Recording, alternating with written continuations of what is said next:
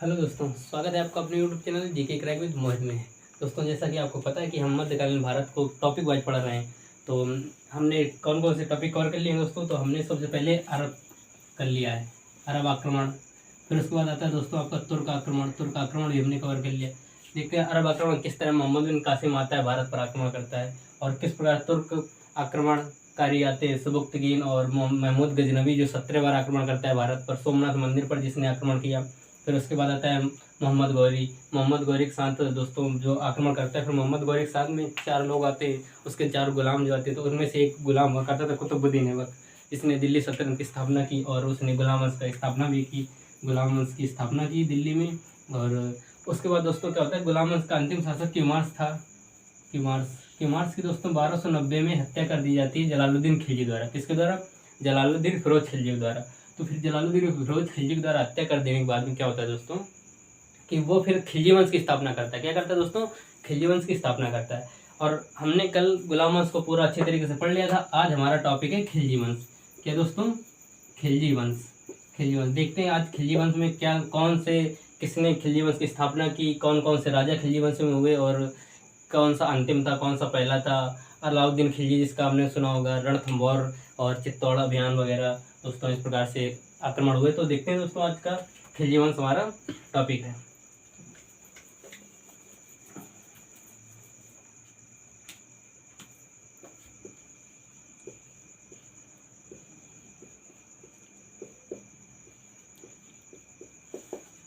आज का टॉपिक है दोस्तों खिलजी वंश। खिलजी वंश का दोस्तों क्या होता है, कार्यकाल कितना है हमारा, तो जब 1290 में उसकी मृत्यु हो जाती है, फिर ये लगभग आपका 1320 तक चलता है। 1290 से 1320 तक चलता है दोस्तों। तो उसके बाद क्या होता है कि 1290 से 1320 तक चलता है। खिलजी वंश की स्थापना कौन करता है दोस्तों? तो स्थापना करता है आपका जलालुद्दीन फिरोज खिलजी। जलालुद्दीन फिरोज खिलजी, इसका दोस्तों नाम मलिक फिरोज था, और जलालुद्दीन फिरोज खिलजी स्थापना करता है। जलालुद्दीन फिरोज खिलजी क्या है कि 1290 से लेकर दोस्तों इसका कार्यकाल चलता है, 1290 से लेकर के इसका कार्यकाल चलता है 1296 तक इसका कार्यकाल चलता है। लगभग वह 6 साल तक ये अपना शासन करता है। 6 साल तक शासन इसलिए करता है क्योंकि दोस्तों इसकी हत्या कर दी जाती है अलाउद्दीन खिलजी द्वारा। और वैसे दोस्तों जलालुद्दीन खिलजी वृद्ध शासक भी था, लगभग 70 साल का था जब ये दिल्ली का सुल्तान बना था। तो जलालुद्दीन खिलजी के बारे में देखते हैं दोस्तों। सबसे पहले तो आता है कि सबसे वृद्ध शासक था ये।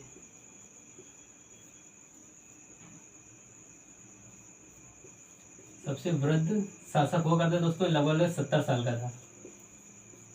उसके बाद दोस्तों इसका आता है कि इसने क्या किया था कि क्यूमार्स की हत्या की थी। क्यूमार्स की हत्या की थी तो इसने क्या किया था कि जो बलबन के जो भी राजस्व सिद्धांत था, बलबन के राजस्व सिद्धांत को दोस्तों क्या किया था इसने, राजस्व सिद्धांत था जो उसको नष्ट कर दिया था। बलबन के राजस्व सिद्धांत को नष्ट कर दिया था। और इसकी शासन नीति जो थी दोस्तों, शासन करने की नीति थी इसकी आंतरिक शासन नीति।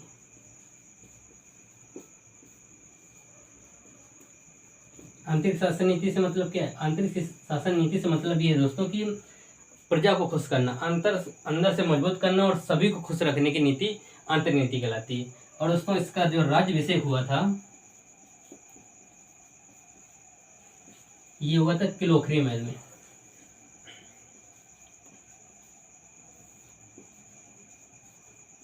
कहाँ पर होता है? किलोखरी महल में होता है। और दोस्तों इसी को इसने क्या किया था, किलोखरी को इसने अपनी राजधानी बनाई थी। दिल्ली से कुछ ही दूर पर हुआ करती थी। किलोखरी को इसने अपनी राजधानी बनाई थी। और ऐसा कहा जाता है कि ये अपना राज्याभिषेक करने के लगभग 1 साल बाद ये दिल्ली में आता है। कहाँ पर? दिल्ली में कब जाता है? लगभग 1 साल के बाद जाता है। अब देखिए दोस्तों, जिस हिसाब से इसका कार्यकाल है 1290 से लेकर के 1296 तक, इसका 6 साल का कार्यकाल है, तो जाहिर सी बात है कि इसने युद्ध तो ज़्यादा किए नहीं। तो इसके समय पे क्या होता है कि 1290 में मलिक छज्जू जो क्या है दोस्तों, ये कड़ा मानिकपुर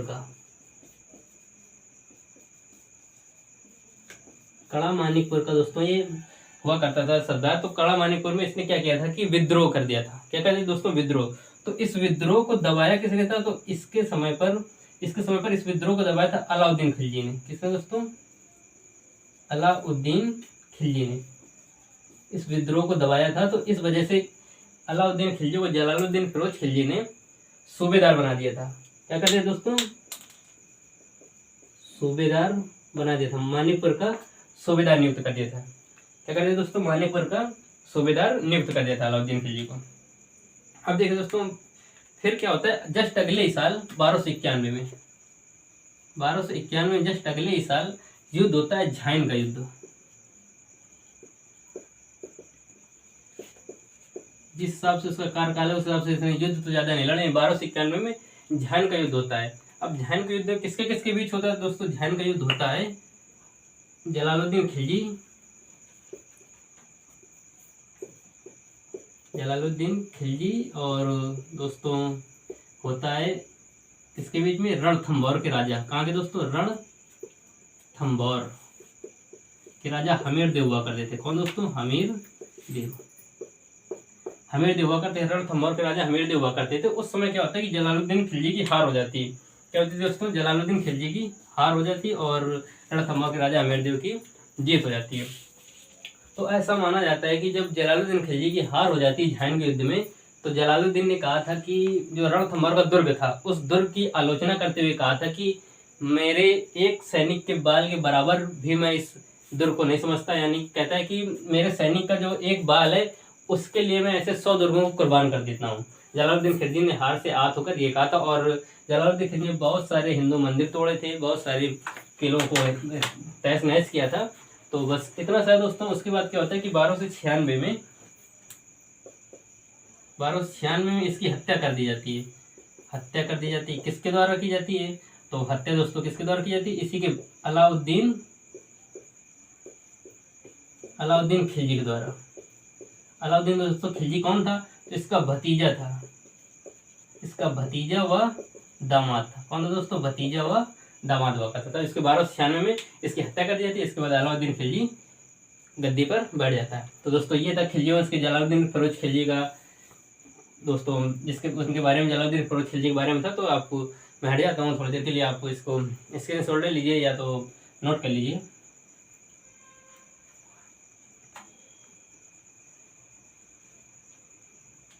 तो दोस्तों आई होप आपने नोट कर लिया होगा। तो अब उसके बाद क्या होता है कि 1296 में हत्या हो जाती है अलाउद्दीन खिलजी की। तो अब अलाउद्दीन खिलजी राज करता है। अलाउद्दीन खिलजी 1296 में हत्या कर देता है। तो अब शासन कहलाता है अलाउद्दीन खिलजी का। तो अलाउद्दीन खिलजी हमारे लिए बहुत इंपॉर्टेंट है। तो आइए दोस्तों अलाउद्दीन खिलजी के बारे में एक एक टॉपिक जानते हैं। क्या क्या अलाउद्दीन खिलजी ने किया, कि कौन कौन से युद्ध किए, कौन कौन सी शासन नीति चालू की, किस प्रकार से अपना शासन व्यवस्था किया, और कौन था मलिक कफूर दोस्तों, कौन था, किस प्रकार से इसने दोस्तों इसका बहुत ही फेमस युद्ध जो चित्तौड़ का युद्ध हुआ करता है रानी पद्मावती के उस पर, तो ये भी दोस्तों हम जानते हैं। तो क्या अपना अलाउद्दीन खिलजी।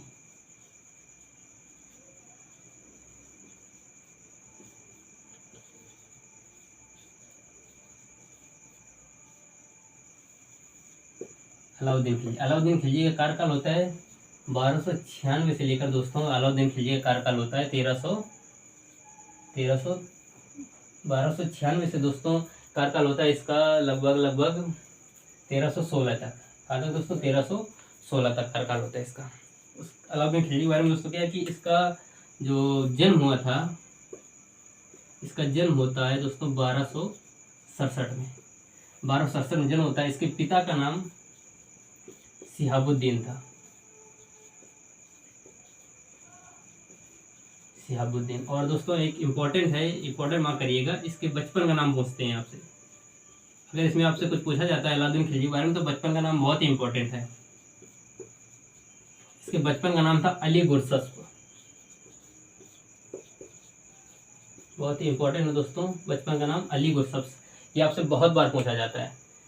अली गुरसस्प आपसे बहुत बार पूछा जाता है। और जैसा कि इसने अपने चाचा को मारकर गद्दी में बैठा था, तो इस प्रकार से दोस्तों इसका अलाउद्दीन खिलजी का। तो अलाउद्दीन खिलजी की दोस्तों कुछ उपाधियां हैं जो अपने आप को ये कहलवाता था। उपाधि में दोस्तों एक कहते हैं इसको सिकंदर ए सानी। सिकंदर ए सानी। और दोस्तों और ये अपने आप को कहा करता था जनता का चरवाहा। जनता का चरवाहा कहता था। और दोस्तों विश्व का सुल्तान भी कहता था, विश्व का सुल्तान या विश्व विजेता भी अपने आप को ये कहलाता था। इस प्रकार की दोस्तों कुछ उपाधियाँ थी। सिकंदर ईसानी मतलब होता है कि खुदा का दोस्तों, खुदा का बंदा, और सिकंदर ईसानी जनता का चरवाहा, विश्व का सुल्तान। इस प्रकार से दोस्तों इसकी कुछ उपाधियाँ हुआ करती हैं। अब दोस्तों इसके कुछ क्या होते हैं दोस्तों, इससे कुछ सरदार भी हुआ करते हैं, यानी कि इसके जो थे सेनापति वगैरह। तो इसके सेनापति दोस्तों 4 सेनापति, 4 से 5 सेनापति इसके बहुत इंपॉर्टेंट है। तो सबसे पहले आता है नाम मलिक कफूर का, मलिक कफूर। और दूसरा आता है दोस्तों आपका नुसरत खां, नुसरत खां और उलुग खां। ये दोस्तों कुछ नुसरत खां और उलुग खां। मलिक कफूर जो है दोस्तों, इसका मलिक कफूर का जो इम्पोर्टेंट रोल रहता है इसमें, तो ये रहता है आपका दक्षिण भारत के अभियान में, दक्षिण भारत की अभियान में। और इन दोनों का जो रोल रहता है वो दोस्तों रहता है आपको उत्तर भारत अभियान में, उत्तर भारत अभियान में। किस प्रकार से उत्तर भारत में जो गुजरात आक्रमण हुआ था दोस्तों, गुजरात में अभियान हुआ था, रणथंभौर में अभियान हुआ था, और किस प्रकार से जो दोस्तों वारंगल का अभियान जो हुआ था वो मलिक कफूर गया था वहाँ पर। किस प्रकार से वारंगल अभियान में इसने दोस्तों क्या किया था, वारंगल अभियान में दोस्तों प्रताप रुद्रदेव को गिरफ्तार करके लाता है, और गिरफ्तार करके लाने के बाद क्या करता है कि प्रताप रुद्रदेव ही दोस्तों क्या करता है, अलाउद्दीन खिलजी को प्रताप रुद्रदेव ही कोहिनूर का हीरा देता है। तो अब देखिए दोस्तों इतना नोट कर लीजिए, इसके बाद आगे चलते हैं हम।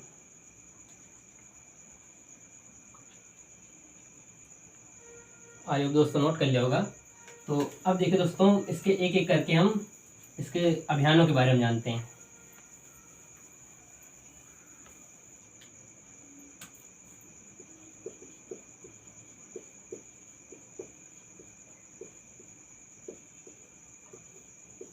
तो इसका दोस्तों जो पहला अभियान है ये गुजरात अभियान है।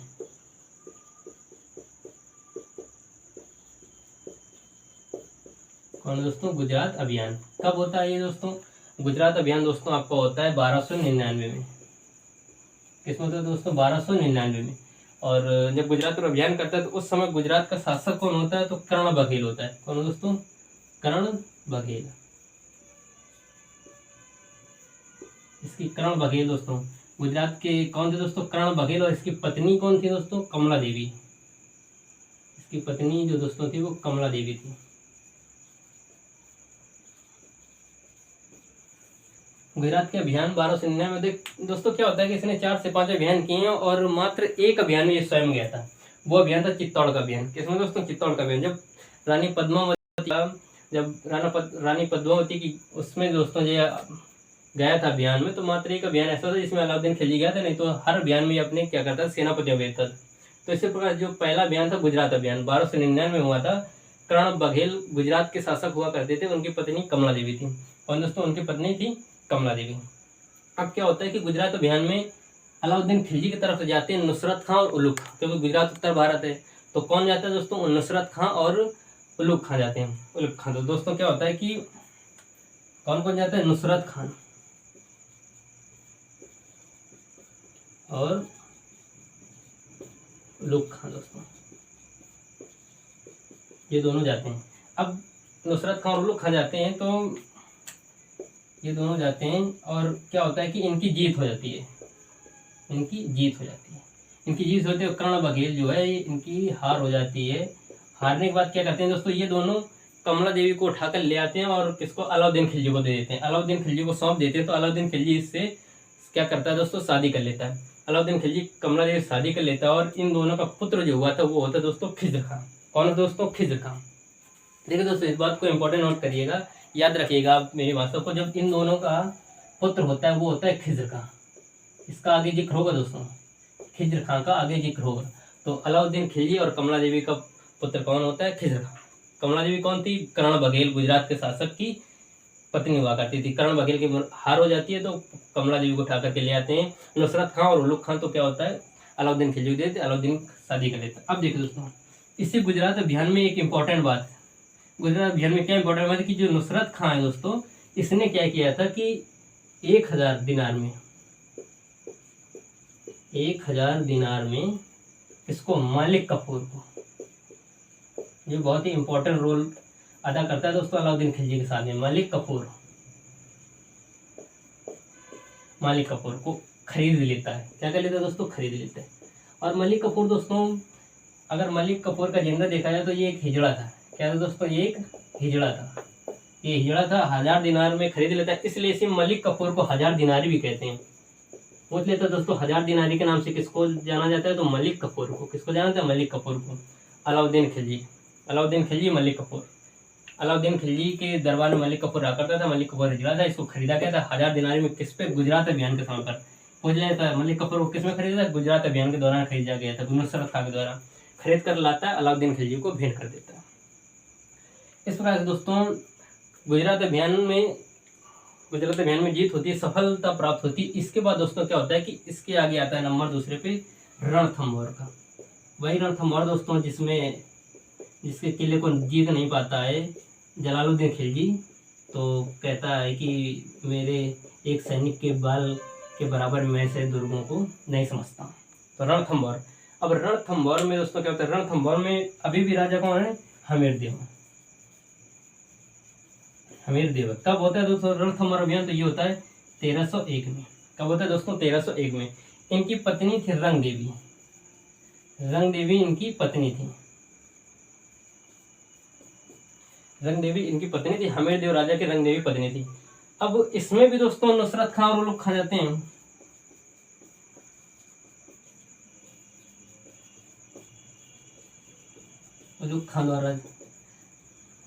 नुसरत खां और लोग खां इसमें भी जाते हैं, क्योंकि वो नहीं जाता, वो सिर्फ एक में जाता है। ध्यान रखिएगा, अगर पूछा जाए कि अलाउद्दीन खिलजी किस अभियान में स्वयं गया था, तो चित्तौड़ के अभियान में। किसमें? चित्तौड़ के अभियान में स्वयं गया था। अब नुसरत खां और उलुग खां जब जाते हैं तो उस पर हमीरदेव और इनके बीच में बहुत भयंकर लड़ाई होती है। 1301 में जो रणथंभौर का अभियान था, बहुत भयंकर लड़ाई होती है। फिर भी दोस्तों क्या होता है कि हमीरदेव की हार हो जाती है।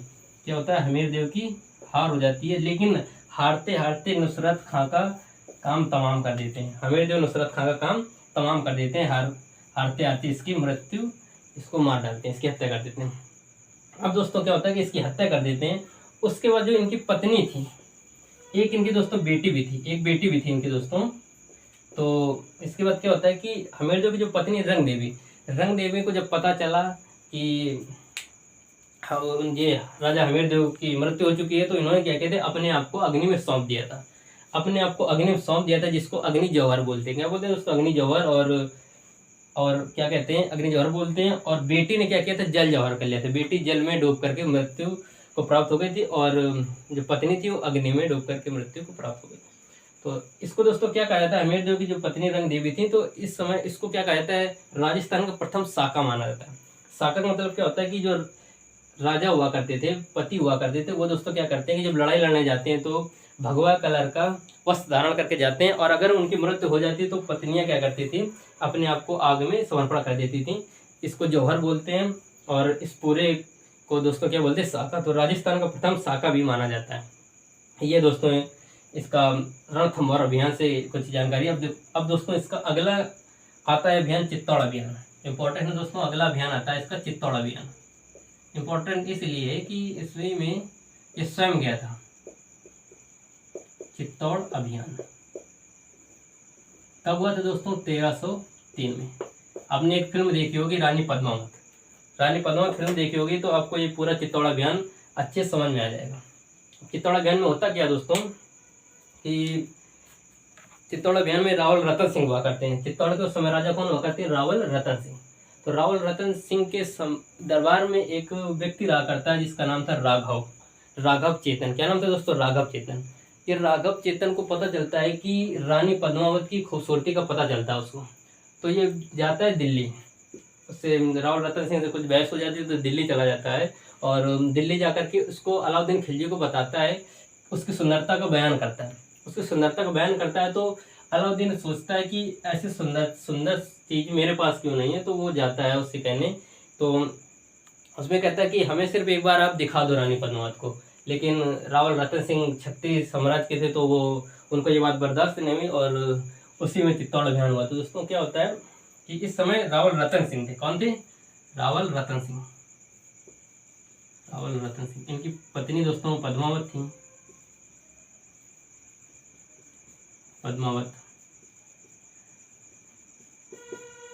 इसी लड़ाई में दोस्तों क्या होता है कि गोरा और बादल, गोरा और बादल दो बहुत ही दोस्तों इनके महान सेनापति हुआ करते थे, महान सेनापति थे, महान सेनापति थे गोरा और बादल। इनकी क्या होती है, मृत्यु हो जाती है। और रावल रतन सिंह की भी दोस्तों मृत्यु हो जाती है, इनकी भी मृत्यु हो जाती है और गोरा बादल की भी मृत्यु हो जाती है। अब उसके बाद क्या होता है कि पद्मावत जो थे दोस्तों, पद्मावत ने भी क्या किया था, अपने आप को अग्नि जौहर कर लिया था, अपने आप को क्या कर लिया था, जौहर कर लिया था। ये भी साका था दोस्तों, क्या था, ये भी साका था। अब उसके बाद क्या होता है दोस्तों, जब ये जीत लेता है इसको, चित्तौड़ अभियान को जब ये जीत लेता है, चित्तौड़ किले को जब जीत लेता है दोस्तों, जीत लेता है, तो इसी चित्तौड़ किले को दोस्तों क्या करता है, ये अपने पुत्र के नाम पर, किसके नाम पर, खिजर खां के नाम पर खिजराबाद नाम रख देता है इसका। क्या नाम रख देता है, खिजराबाद। जब इस चित्तौड़ को जीत लेता है तो उसका नाम खिजराबाद रख देता है अपने पुत्र खिजर खां के। पुत्र किसका था, अलाउद्दीन खिलजी का, और पत्नी कमला देवी का। कमला देवी किसके पत्नी थी, गुजरात के शासक कर्ण बघेला की पत्नी थी। ये था दोस्तों। अब इसका जो अंतिम आता है दोस्तों, तो अंतिम था वारंगल अभियान। अंतिम अभियान है दोस्तों वारंगल अभियान। वारंगल अभियान दोस्तों 2 बार होता है। कितनी बार होता है, 2 बार। एक बार होता है दोस्तों 1303 में और एक बार होता है 1308 में। सॉरी दोस्तों, 1303 में होता है और 1308 में होता है। अब 1303 के समय क्या होता है कि दोस्तों मलिक छज्जू था उस समय। कौन था, मलिक छज्जू। मलिक छज्जू इसको पराजित कर देता है दोस्तों, मलिक छज्जू की हार हो जाती है। उसके बाद क्या होता है 1308 में, जब 1308 में फिर वारंगल में दोबारा होता है अभियान, तो उस समय कौन जाता है, उस समय जाता है कौन दोस्तों, मलिक कफूर। कौन जाता है, मलिक कफूर, जिसको 1000 दिनारी कहा जाता है। उस समय ये 1000 दिनारी मलिक कफूर जाता है। और उस समय इस वारंगल के राजा हुआ करते थे प्रताप रुद्रदेव। कौन थे दोस्तों, प्रताप रुद्रदेव, इनको लहर देव भी कहा जाता है। प्रताप रुद्रदेव हुआ करते थे उस समय।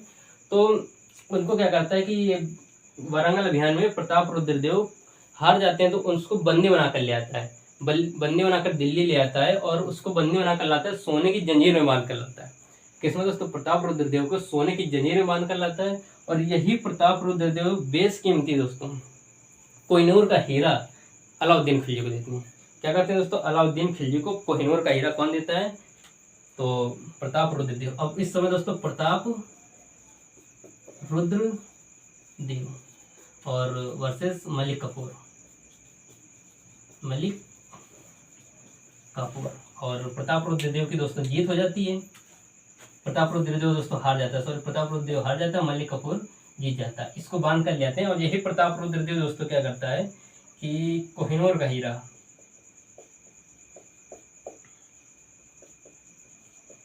कोहिनूर का हीरा, प्रताप रुद्रदेव कोहिनूर का हीरा किसको देता है, अलाउद्दीन खिलजी को। किसको देता है, अलाउद्दीन खिलजी को दोस्तों,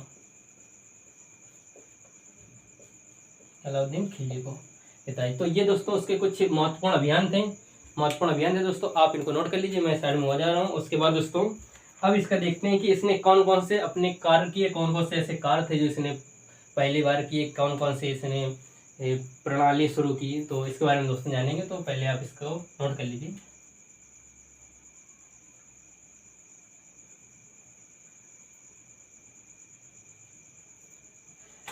आई होप दोस्तों आपने नोट कर लिया होगा। तो चलते हैं आगे, इसके कारणों में देखते हैं कौन कौन से कारण इसने किए।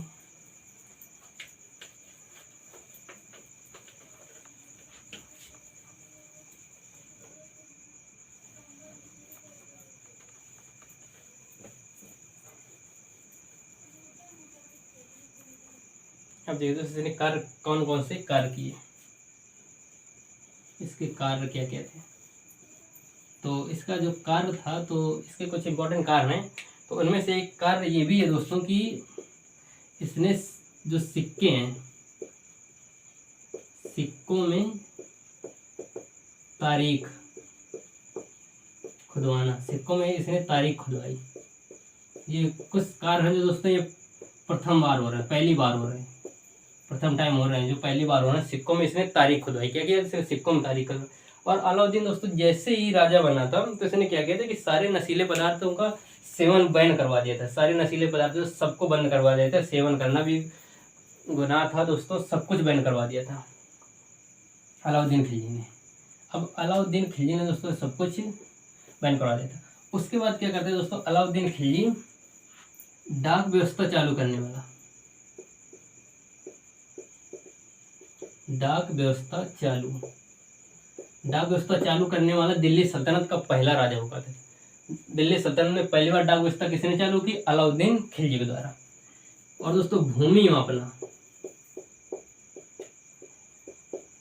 भूमि मापना भी इसी ने पहली बार किया। अलाउद्दीन खिलजी ने भूमि की माप करवाना स्टार्ट कर दिया। क्या करवा दिया दोस्तों? भूमि की माप करवाना स्टार्ट कर दिया। और खेती में ये खराज नामक कर वसूलने लगा। खेती में क्या किया इसने? खराज नामक कर वसूलने लगा। अब खराज कितना? तो ये 50% खराज वसूलता था। 50% खराज वसूलता था। और दोस्तों 50% खराज वसूलता था। और कृषि में ही दोस्तों इसने क्या किया था, बहुत ही इंपॉर्टेंट है दोस्तों ये भी, कृषि में ही इसने घरी व चरी कर लगाने वाला प्रथम शासक कौन था? अलाउद्दीन खिलजी था। घरी व चरी कर लगाने वाला प्रथम शासक कौन था? अलाउद्दीन खिलजी था। और इसने दोस्तों क्या कहते हैं, घोड़े दागने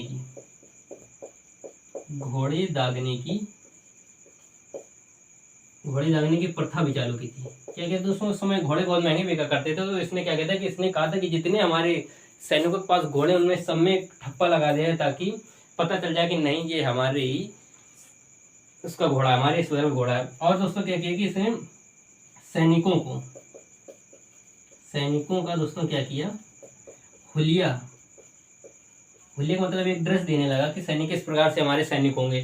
सैनिकों का हुलिया भी दोस्तों इसी ने चालू किया कि इस प्रकार से ड्रेस पहनकर हमारे सैनिक आएंगे। और क्या किया कि इसने स्थायी सेना रखी।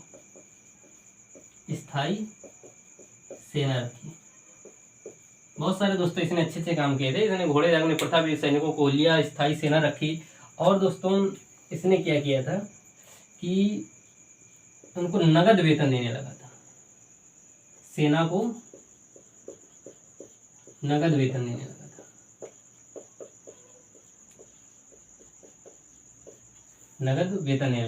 सेना को नगद वेतन देने लगा था। कैसे? जो दोस्तों घोड़े वाले थे, घोड़सवार जो थे, इनको देता था 234 टंका। 200 टंका जो युद्ध में चलवाया था। उसके बाद जो पैदल सैनिक थे दोस्तों, उनको देता था 78 टंका। कितना देता दोस्तों? 78 टंका। ये कुछ इंपॉर्टेंट है। सिक्कों में तारीख खुदवाई थी इसने, डाक व्यवस्था चालू की थी, भूमि मापना इसने स्टार्ट करवाया था, 50% खराज वसूलने लगा था। कृषि में घरी व चरी कर भी लगाया था दोस्तों। घोड़े दागने की प्रथा है इसने स्टार्ट की थी। सैनिकों को हुलिया देना स्टार्ट कर दिया था। स्थायी सेना इसने रखना स्टार्ट कर दिया। सेना को नगद वेतन भी देता था। घोड़सवार को 234 टंका और पैदल सैनिक को 78 टंका ये दोस्तों वेतन दिया करता था। और क्या करता है दोस्तों, इसने क्या किया था कि बाजार नियंत्रण प्रणाली के लिए पूछ लेता दोस्तों आपसे कि बाजार नियंत्रण प्रणाली सबसे पहले किसने की थी? बाजार नियंत्रण प्रणाली भी इसने स्टार्ट किए थे। बाजार नियंत्रण प्रणाली भी इसने स्टार्ट किया था। तो क्या स्टार्ट किया था? उसमें लगाया था इसने बरीद ए मंडी।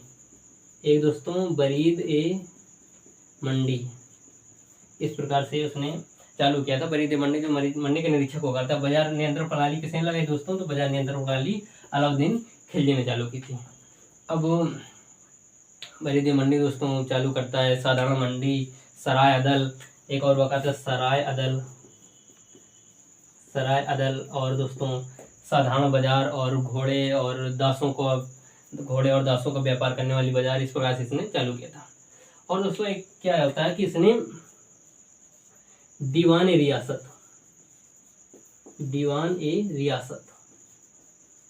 एक नया विभाग था दोस्तों। दीवान ए रियासत नया विभाग था। इसके भी इसने क्या किया था? दीवान ए रियासत नया विभाग की स्थापना इसने की थी। बहुत इंपॉर्टेंट है दोस्तों। दीवान ए रियासत की स्थापना किसने की थी? अलाउद्दीन खिलजी ने। किसने किया दोस्तों? अलाउद्दीन खिलजी ने दीवान ए रियासत की। और दोस्तों क्या होता है कि जब कभी कभी जिस प्रकार से ये 50% खराज वसूलता था, उसी प्रकार से क्या करता था? खराज मतलब होता है कर, खेती पर कर वसूलता था। तो उसी प्रकार से जब कर वसूल रहा है कोई राजा, तो अगर मान लो कि नहीं हुआ तब क्या करेंगे?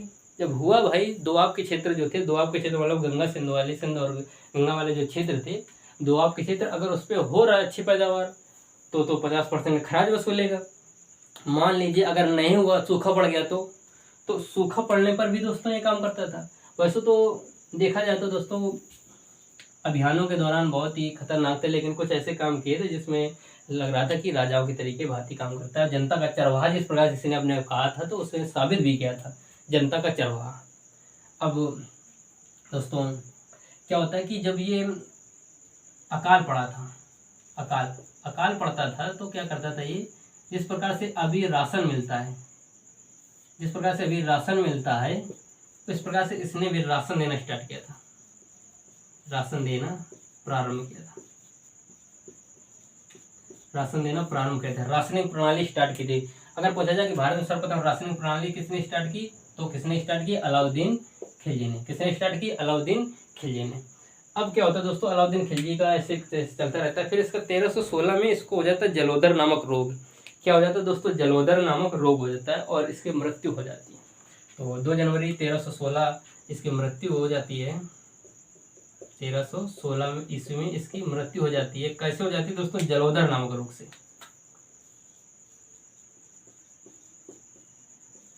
जलोदर रोग हो जाता है तो इसकी मृत्यु हो जाती है। और इसका जो मकबरा है दोस्तों, वो कहाँ पर है, मेहरौली में, मेहरौली जो दिल्ली में, मेहरौली में। और इसके जो इसने जो दोस्तों बनवाए थे, कार्य किया था, और कुछ जो ऐतिहासिक कारणों में से आता है, तो इसने सीरी फोर्ट और अलाई दरवाजा, गुजरात अभियान में जीत गया था उस समय इसने अलाई दरवाजा का निर्माण करवाया था। सीरी फोर्ट और अलाई दरवाजे का निर्माण करवाया था। 1316 में इसको जलोदर नामक रोग से मृत्यु हो जाती है और इसका मकबरा कहाँ, मेहरौली दिल्ली में। और कार्य इसने क्या किया, सीरी का फोर्ट, अलाई दरवाजा, ये सारे कार्य दोस्तों सबसे इंपॉर्टेंट ये सारे कार्य हैं आपके। सेना को नगद देना स्टार्ट किसने किया, अलाउद्दीन खिलजी ने। एक एक क्वेश्चन जो है दोस्तों, एक एक लाइन आपका एक एक क्वेश्चन के बराबर रहे। सारे क्वेश्चन आपको पूछे जा चुके हैं और पूछे जाते हैं। जितनी चीज़ें मैंने लिखी हैं सब कुछ इंपॉर्टेंट है, तो अब आप नोट कर सकते हैं। तो नोट कर लीजिए। कभी ऊपर दीवान रियासत का स्थापना किसने की, अलाउद्दीन खिलजी ने। सेना को नगद वेतन किसने दिया, अलाउद्दीन खिलजी ने। भूमि में अपना किसने स्टार्ट करा, अलाउद्दीन खिलजी ने। डाक व्यवस्था चालू दिल्ली सल्तनत में सबसे पहली बार अलाउद्दीन खिलजी ने। घड़ी व करीचल लगाने वाले प्रथम शासक अलाउद्दीन खिलजी। सारे के सारे क्वेश्चन है दोस्तों, एक एक लाइन आपका एक एक क्वेश्चन है। तो अब आप नोट कर लीजिए दोस्तों, मैं हटा जा रहा हूँ। नोट कर सकते हैं आप, स्क्रीनशॉट भी ले लीजिए।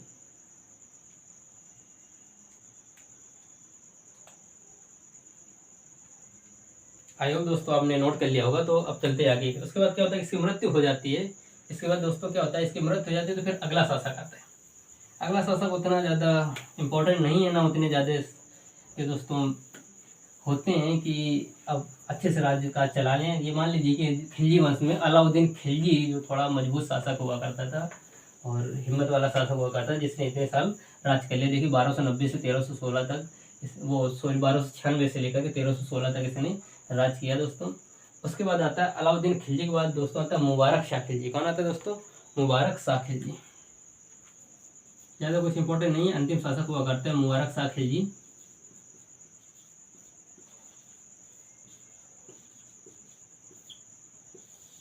मुबारक शाह खिलजी उसके कब से, 1316 से लेकर के दोस्तों 1320 तक, 1316 से लेकर के 1320 तक मुबारक शाह खिलजी। मुबारक शाह खिलजी को दोस्तों कहा जाता है कि ये खलीफा को नहीं मानता था। क्या करता था, खलीफा जो बताया दोस्तों, खलीफा कौन थे, सर्वोच्च गुरु हुआ करते थे। मुस्लिम धर्म के सर्वोच्च गुरु को खलीफा माना जाता था और उसके जो आदेश पत्र देते थे उसको सनद बोला जाता था और उसके हिसाब से जो राज्य कार्य करता था उसको सुल्तान बोला जाता था। अलाउद्दीन खिलजी सुल्तान हुआ करता था। और अलाउद्दीन खिलजी दोस्तों बता दें, एक इंपॉर्टेंट बात दोस्तों बता दें कि अलाउद्दीन खिलजी का जो चित्तौड़ अभियान हुआ था, चित्तौड़ अभियान, उस चित्तौड़ अभियान में दोस्तों क्या हुआ था कि अमीर खुसरो भी साथ में था। कौन था दोस्तों, अमीर खुसरो। अमीर खुसरो कौन था, अमीर खुसरो। अमीर खुसरो दोस्तों बलबन के समय भी था, बलबन के समय भी अमीर खुसरो था। अमीर खुसरो जलालुद्दीन के समय पे चित्तौड़ के अभियान में था और इसके साथ ही गया था चित्तौड़ में। तो जब इस साथ ही गया तो इसने इसी जो पूरी घटना चित्तौड़ अभियान की, इसको दोस्तों इसने अपनी एक किताब खजाइन उल फतू, खजानुल फतू नामक एक बुक में दोस्तों क्या किया था, खजानुल फतू बुक में इसने क्या किया था कि इसका उल्लेख किया था। इसका उसके बाद 16वीं सदी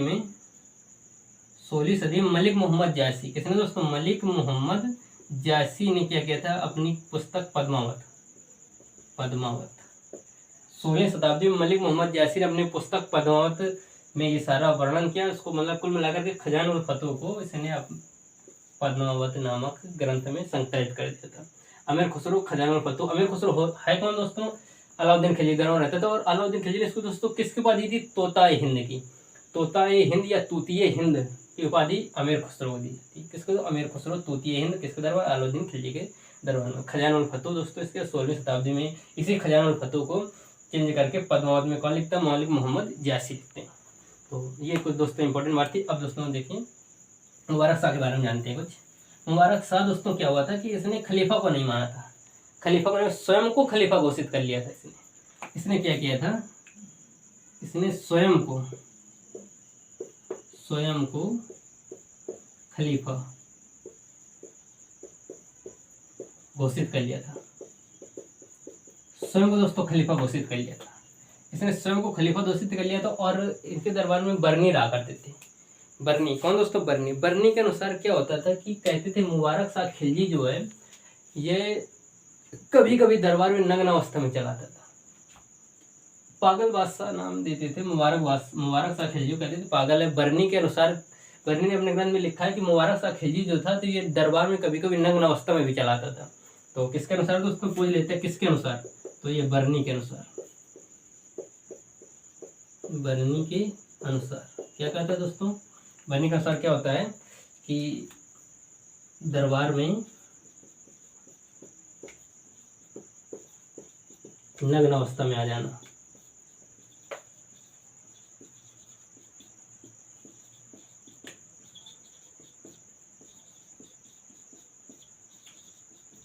बरनी के अनुसार दोस्तों दरबार में नग्न अवस्था में आ जाता था। और इसने क्या किया था, गुजरात के एक हिंदू को इसने इस्लाम कबूल करवाया था। क्या करवाया था, इस्लाम कबूल करवाया था गुजरात के हिंदू को। और उसको खुसरो शाह की उपाधि दी थी।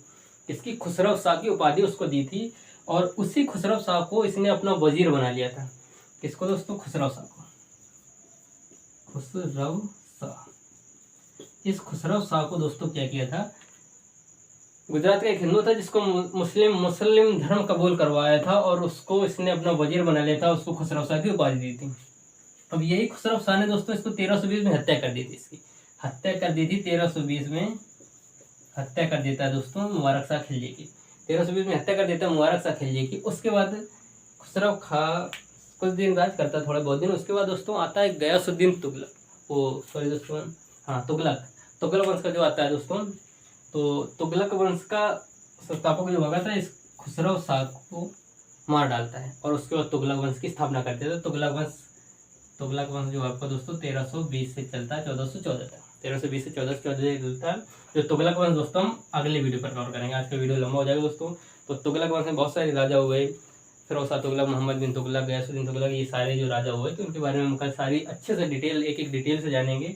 अगर आपको दोस्तों खिलजी वंश अच्छा लगा हो, खिलजी वंश की सारी जो क्वेश्चन है मैं दावा करता हूँ दोस्तों खिलजी वंश से अब एक भी क्वेश्चन आपका आता है तो बाहर नहीं जाने वाला, एक भी क्वेश्चन आपको बाहर नहीं जाएगा इस खिलजी वंश से।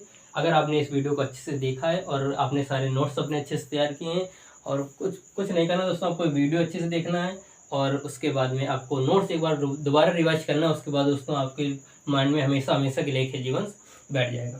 तो दोस्तों आज के लिए इतना ही और दोस्तों आगे आने वाली वीडियो में आपको तुगलक वंश पढ़ाएंगे। तो आज के लिए इतना ही। अगर वीडियो अच्छा लगा हो दोस्तों तो वीडियो को लाइक करें, अपने दोस्तों के साथ शेयर करें और चैनल को सब्सक्राइब जरूर कर लें और पास में बने बेल आइकन को दबा लें जिससे आने वाले वीडियो आपको सबसे पहले मिल जाए। तो थैंक यू दोस्तों।